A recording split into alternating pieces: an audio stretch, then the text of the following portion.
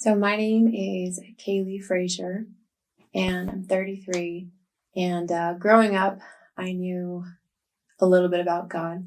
We would attend church occasionally, part of a non-denominational Christian church. And as I got older, mostly in high school, we, as a family, kind of stopped going. It was little by little, and then it kind of faded away. So in high school, I pretty much didn't have a relationship with the Lord at all. I'd still pray occasionally, but it became something I didn't know at all. It was something that I remembered going to as a kid, going to the children's ministry and watching, what's that show? Bob the Tomato. And so I kind of understood, the Noah's Ark was painted on the wall, but it was very, to me, there was no relationship. It just felt like, well, we just go to church because that helps us be nice. At home, it wasn't really fostered and there was no praying or anything like that as a family. So as I got older, I just thought, well, why am I spending this 1 hour at church? And, there's no evidence of it. Not really. I mean, I grew up in a great family, but not so much when it came to fighting and solutions. So it was kind of like, be tougher, just be tougher. Me on my own, I had to find God and kind of recalibrate. And I started thinking about it. Honestly, the Lord came to my mind when I deployed. I was on a small FOB in Afghanistan, and as a medic, they're not on the job, but in your little bee hut behind closed doors, sometimes you mourn the patients, the heroes that you lose. And I remember there was one that I just could not get over for a while. And so I needed something bigger than me. And because we couldn't save all of them, or they would come, DOA. And so I remember thinking, this is so horrible. This is so horrible, like war. And so I remember thinking, there's got to be a bigger reason. Why is this being, allowed? And so I started seeking the Lord again in the military, but I was on my way out and I didn't have any other Christian friends. I didn't have any other believing friends, I should say. And so it wasn't until I was actually married and was expecting my son Bradley that, reflecting back on my life, I'm like, even though on the outside it appeared like things were going great and I was successful in the military and, was now married, and it was not going great. I was married to an abusive man, and for me, it was like trauma kind of turned me to God and to God, and those kinds of experiences. When things are going great, always thinking, well, I need something. Sometimes it's when you get a flat tire. Okay, you put the spare on, So for me, when things get bad, unfortunately, that's what it took to turn me back to God. But I was grateful for those experiences, because otherwise it's like, if you live in the first world, you have first world problems, you don't have that much discomfort. You don't go deeper on so many levels other than faith, you're just kind of going through day-to-day life. And so it wasn't until I was living in Georgia in that relationship I'm not in anymore, it was previous marriage, that I went back to church and I started seeking the Lord more. But my story is one of kind of backsliding Christian, where, I'd go to church, I'd feel it, I'd get involved with a prayer group, but it still wasn't like a one-on-one with God, with Jesus, with the Trinity, God the Father, God the Son, and God the Holy Spirit. I still was like, he's some far off God, but he's looking down on us. I kind of had that in my head for a long time. And so I would say that I started going the deepest and praying with expectation. That started happening in 2020. So it was after I had my second son with my now husband, who is amazing and takes such good care of us, that I, am in a better situation than I probably have ever been.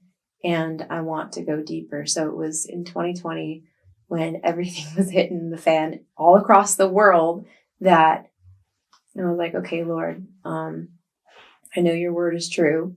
And frankly, I don't want to get left behind and this world is falling apart. So again, it was still kind of was that not fight or flight, but that it's a fear and it's a healthy fear. You love the Lord so much, you want to be with him. So my direction and my attention was caught back to him truly, and it hasn't wavered now since 2020. So I am pro-life. However, I used to not be pro-life. I was proud to say that I was pro-choice. And that was up until I actually had my second child, Bradley. I thought that I was all loving, all encompassing, what you should be for your friend or yourself, right? And I was pro-choice. I remember in high school, I grew up in a family that did not talk about sex or what you should or shouldn't do. So all of it was left up to the public schools.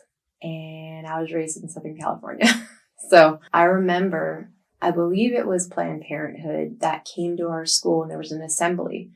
And they talked to us and it was so positive. And if you need help, reach out to us. And I think even the name is kind of ironic, Planned Parenthood. But in my experience, it has nothing to do with planning or being a parent. So I used to be pro-choice. That is also just a complete flip on the true meaning of those words all being put together.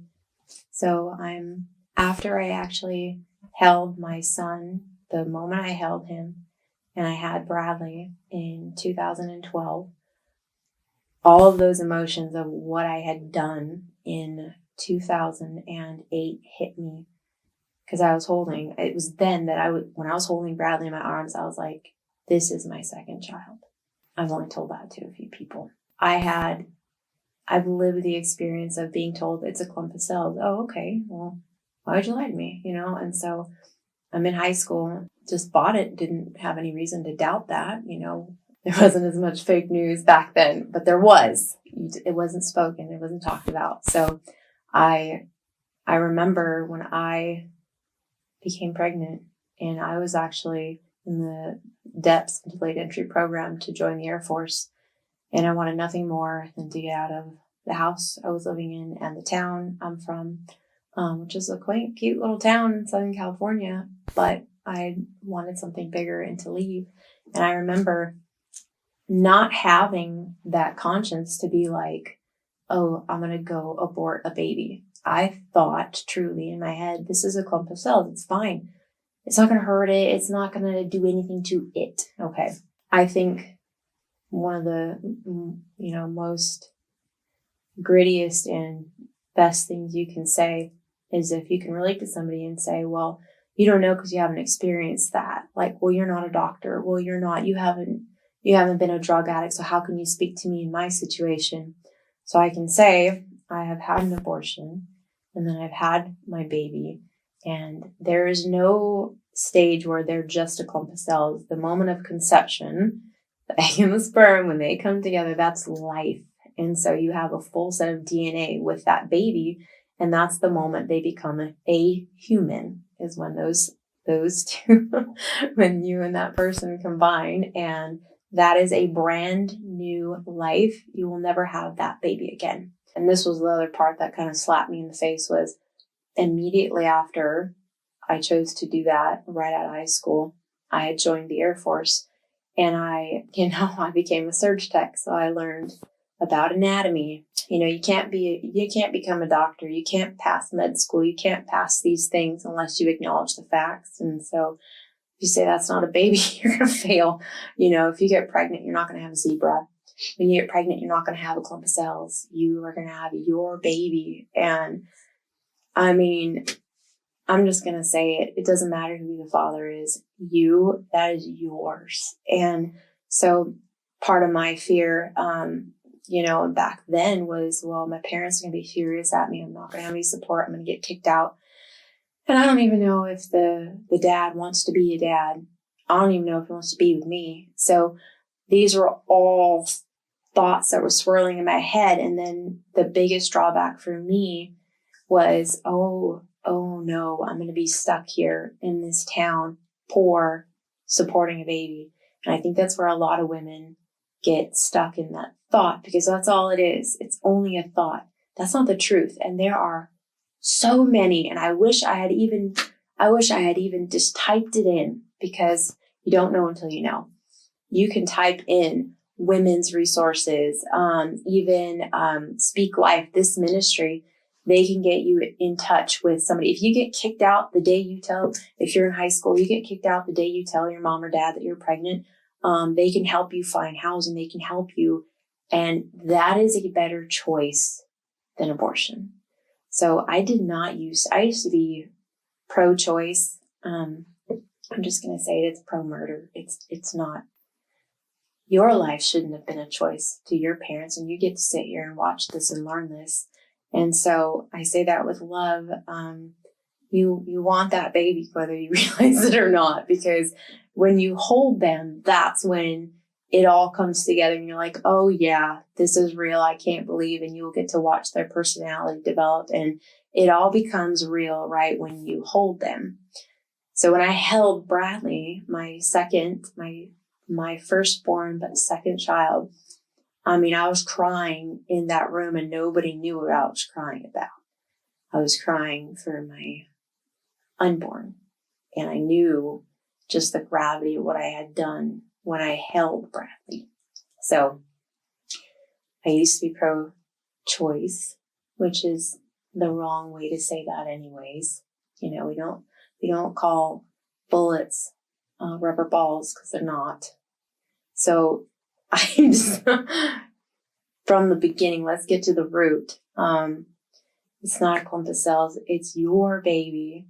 You have no idea what God can do with that little life and you together. And so I'm still missing my first son, who is now in heaven.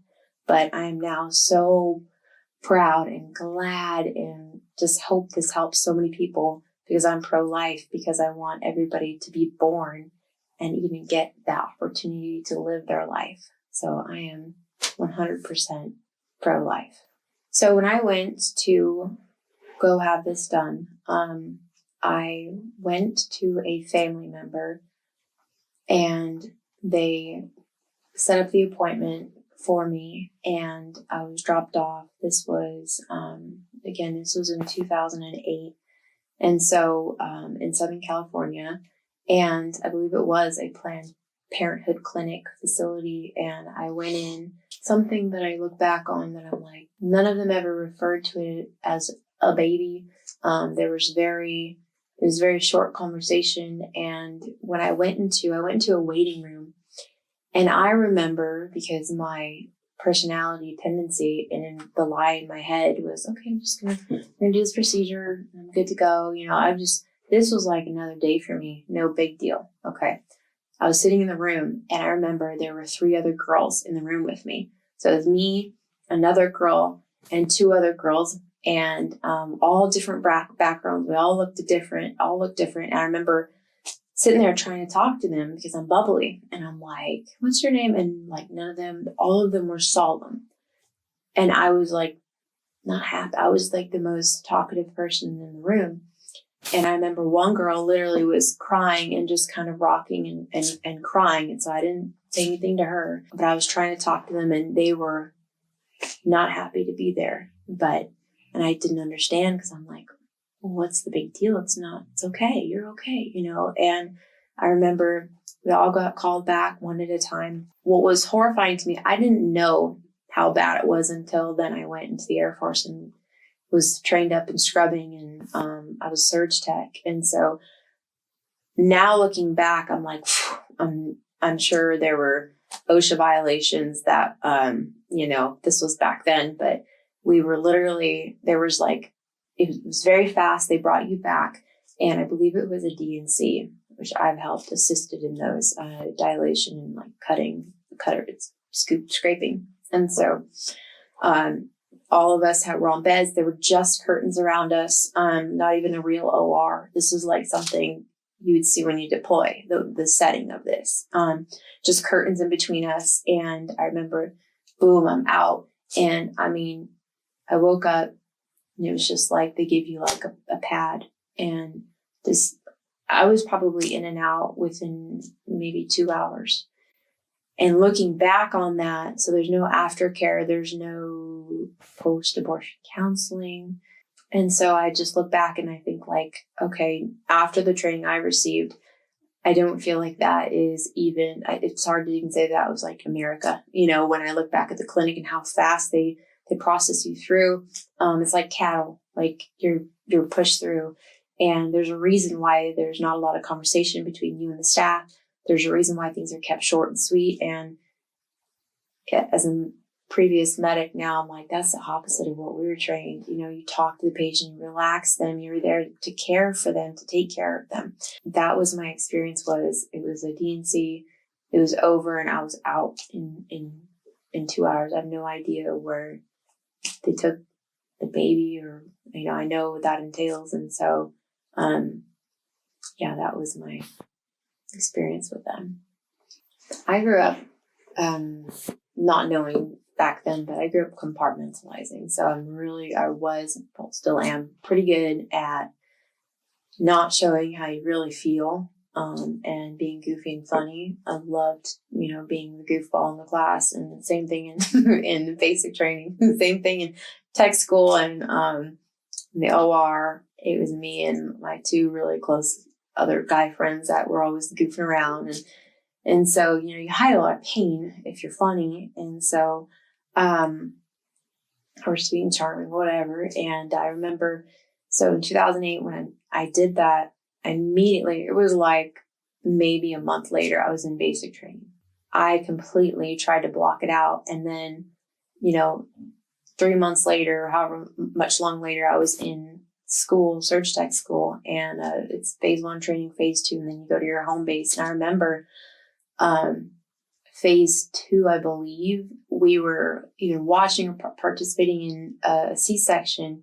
And I mean, I was just like, I just felt not myself being a part of that because I didn't even want to be in the room. The guilt started hitting me and I'm like, okay. And that was difficult. And then in the Air Force, once I got to my home base, I didn't think about it a whole lot. I had like one serious boyfriend before I married my first husband. And I remember I had told him and he was kind and supportive, but it was still kind of like, well, but it doesn't matter. And I was still compartmentalizing. Like I'd never mourned. I'd never done anything with that experience. I did it and I left it there. It's like when you play sports, you get on your field, you leave your emotions, right? You leave it all. You leave it before you get on the field. Nothing from home can interfere with your performance right here. So that's what I did is I went to the Air Force and you're doing that every day. So I actually grew to love C-sections and vascular, but C-sections were like my favorite. That's like fun time in the OR. So my favorite was assisting, the surgeons and watching them. Like I loved it when they would pull the baby out, unclog the nose and the mouth, and you'd hear that first scream. And I remember I would always just watch them carry it over to the warmer and, we're closing. So you're helping close up with the surgeon. It was so exciting for me to see that baby. And I wasn't even a mom yet. I was like, just the way that God started to change my vision and perception of from conception to birth. It was changing, in the Air Force. And so after I got in, I would probably say, well, no, I'm pro-life. Now I know because I've learned and learned how the baby forms and all the stages of it. You can call it a fetus. It's still okay. It starts out human and then it's a bigger human. It's big. So it's not about, there's never a clump of cells that just, it's okay at this point. But so you're saying it's okay to kill it at this young versus this old. So that's the difference. It was actually, I got out and had my son Bradley, and that was life-changing for me when I had him and held him. When I was pregnant with Bradley, I remember, as I was getting bigger and bigger, in Lincoln again too, I struggled with massive guilt. I was like, just being honest, in my mind, you're a murderer, you're a murderer, you're a murderer of your own child at that. And so that was, for me, that was like, even at bed, couldn't fall asleep. So I, for a long time, struggled with guilt, just anxiety. And now, like, you need to be the best mom you could ever be, because of what you did, And so, for years, I mean, yeah, there was one time where, and I was just flipping the channels on my car, the radio, and I was driving home from the gym, and I was listening, and this is where it hit me like it never hit me before. So holding Bradley changed my life. I have a younger son, Lincoln. He's 2 now. And something that just stuck with me, I was listening to the radio. She was like a previous nurse or something, and she was talking about when you have an abortion, she was caught up in heaven, and she was saying there's a whole bunch of babies that aren't named because their moms never named them, or the mom and dad didn't name them. So they're waiting for their name in heaven. I lost it because I had already named Bradley. I hadn't had Lincoln yet, hadn't met my now husband. And I was driving home. This ties into my husband too. So I was driving home, and this lady said, if you've had an abortion and you haven't named your baby, go ahead and name your baby. Or, pray to God, ask him, is it a boy or girl? So, so I didn't know if it was a boy or girl. I had a feeling it was a boy, my first son. And I had to pull over. I was crying so hard. I had to pull over in my little Honda.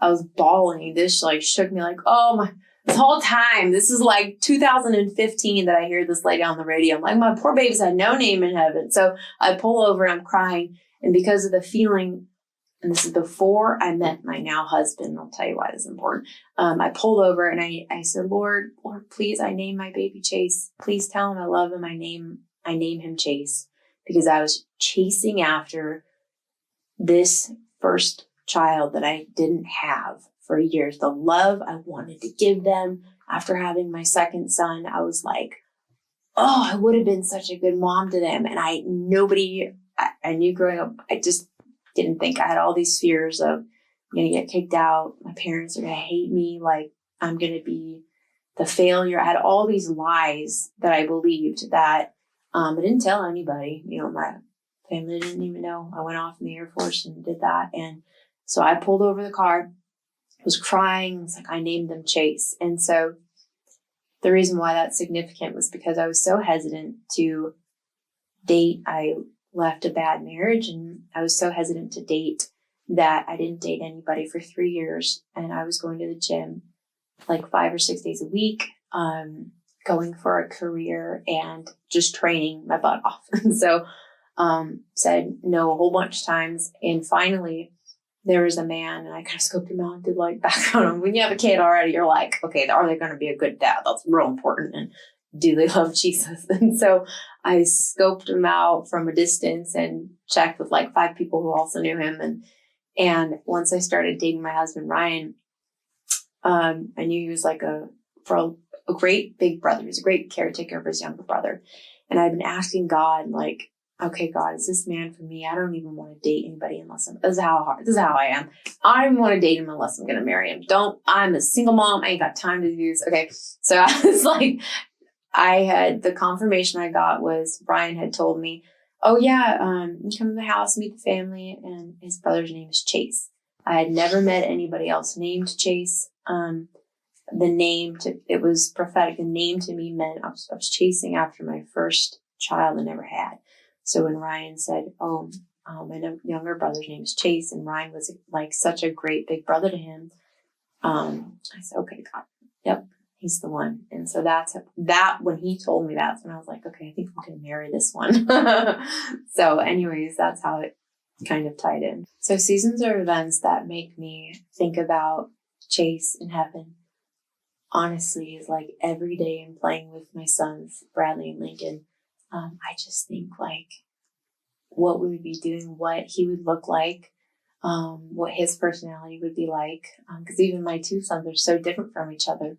So it's not something you can guess, but I can imagine what they would look like. And I just know that if I would have had him, I would have loved him. We would be fine. So I know that I would have been a great mom to my first son because we're instilled with gifts and things that we might not even know that come out when you become a parent.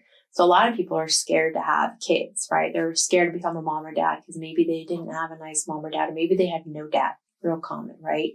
And here's the thing when you have a kid is you get to be everything that you didn't get. So it's like, well, why would you repeat the problem? Sometimes we do repeat things we don't mean to, but you get to take away the good things that you learned growing up, and you try your hardest not to apply the bad things. But just because you were raised this way has nothing to do with how you're going to raise your baby. So I have a family member who just had a daughter, and I know this family member, and I was just telling them, you get to be the dad that you get to be. Like, nobody tells you how you have to raise your child. You get to raise them. And that was something that I wish I would have realized with Chase. And I just know because of the way I was with Bradley, and that was in an abusive marriage. Like, I was single, like probably would have been even easier than I thought, for sure. And the things that make me think of my son in heaven is literally every day playing with my son. So I started thinking about him when I had Bradley. So my son's 9 years old now. And so for 9 years, it's been, if not daily, it's like every other day. I think about him almost every single day, and I miss him, and it's crazy. How do you miss somebody you never met? How do you miss somebody? It's like, I miss him. That's why I named him Chase, because I'm just like chasing after him. So every day I think about him. I feel like, so if a person goes missing, let's think about it like that. If somebody goes missing, that person is missed by all their family members. Their career is gone. Every single impact. So I totally believe in something called the ripple effect. And you don't even have to be a believer to know that this is true. The butterfly effect, the ripple effect, right? That's real. Where someone has an impact on you, and then you share their story to somebody else, or it changes your perception, even if it's about one little thing. So when you have an abortion or whatever choice you make, when that happens, you're taking away an entire career. You're taking away a lifetime. So think about how many daily interactions, how many times do you speak to somebody a day? Through your Instagram, through your phone, through in person, through texting. So you're having multiple conversations with multiple people every single day of your life. Since you're born, before you can talk, you're interacting with your parents, one or the other, or your grandpa or your foster, whoever's raising you, right? So you're taking away not just an entire lifetime, you're taking away every single ripple effect that would have an impact on all these people that person would have known. So I know, like, I'm 33. I know that my generation has had a complete annihilation, a wipeout of an entire generation. With my son, I just think, if I hadn't done that, it wasn't God's will. If I hadn't rebelled and done this to myself and to him, who would he have been in this world? Like, would he have joined the military too? Like, what would he have followed my footsteps? Would he have become an engineer and you have no idea. What if Elon Musk was aborted? Think about that. Like, okay, like, what if these people that you look up to, let's say you're a fan of your favorite politician, your favorite movie actress, your favorite cooking show, what if they were aborted as a clump of cells? Okay, so you have no idea how many opportunities have been missed too because of that choice, which shouldn't be a choice, but the best choice is to have your kid, because you have no idea. And I'm just going to say, you're going to fall in love with their smile. The first time they giggle, which is like day 2, of a newborn, I'm telling you, you will never regret having that baby. And if you're having doubts and you're pregnant right now, I'm telling you, just wait till you hold them. Just wait till you hold them. And furthermore, if you're still thinking this is a horrible situation, I'm just going to say it. My cousins were adopted. You can always put your baby up for adoption. If you're that worried, about the environment, if you're that worried about, well, I'm in poverty, or we're living in the ghetto, we have a horrible circumstance, my husband abuses me, my boyfriend doesn't want it, just have it, put it up for adoption. So that would be my advice for anybody who's still in like, this is a horrible situation. You don't know my situation. No, I don't. But it's not like have them or abort. There's like other avenues. You can do adoption. You can work with a foster family so that you approve and you want them to go to this family, So I just want to put that out there. There's so many more resources, and the internet is so vastly advanced in finding resources even for you than, even my generation. So I would definitely encourage that. If I could talk to my 19-year-old self today, I would say, no idea the possibilities of having this baby. It's not going to close doors like the world tries to tell you, like everybody says you're going to be boxed in. That is 100% a lie. Now that I know what I know, I would have told myself, you have no idea the possibilities that this little boy or little girl is going to have on your life and how many doors it's going to open up for you, because becoming a parent is one of the most maturing, and just the gravity of you're responsible for another life. Man, that can propel you into your career faster than if things are so easy, right? I don't want to say having a newborn is difficult, but oh my goodness, the blessings in every day you hold that baby. I wish somebody would have told me, what? You're even thinking about that? That I didn't even open that door for anybody to have that conversation with me. But if I could go back in time, I would just say, how do you know? How do you know this is a mistake? How do you know? That's a lie. So I would have been a very comforting mom to myself if I could put it that way. So if I could say anything to Chase, the first thing, is I'm so sorry. But he knows that. I've told God to tell him. And so he knows that already. He knows I love him. And I'm telling you, the first person I want to hug in heaven is Chase. The first person I want to run to is Chase. And everybody's like, Jesus, I know Jesus, but I hope it's Jesus and Chase. And so, I love him so much because I love Bradley and Lincoln so much.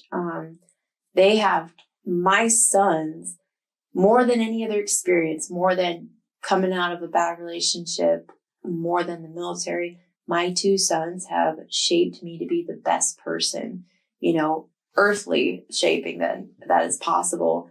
And reading my Bible, going deeper with Jesus, praying, and being around other believers has also helped with my walk, growing closer to Jesus. And the closer I grow, the closer I'm in step with God, is I feel closer to Chase. And if that's your motivation, let that be your motivation, because your heart's pure. Your intentions are pure. You want to be in heavenly places, and so I would, if I could talk to Chase, I would just tell him how much I love him and how much I cannot wait. I can wait, but I cannot wait to see him. That's my message. That's it. Yeah. The overwhelming emotion I remember when I was 19 and contemplating this was fear. You can be afraid and still do something. You can be afraid and still have a baby. And like I said, don't have worst case scenario. I wish was only adoption. There are so many resources that were just not available. There are so many more pro-life ministries that will help you do whatever you need to do, whether it's finding a family or finding housing or getting you a job. If you'll lose your job because you're going to have a baby, then you know what? There's a lot of other career opportunities, and a lot of people are working from home now, and you can do it with a baby. You can do it. So I would say, don't let fear, in whatever shape or way or form it comes through, even through family members that are encouraging you to do this, do not let their words affect your decision, because at the end of the day, it's you and your baby. No one else is having this but you.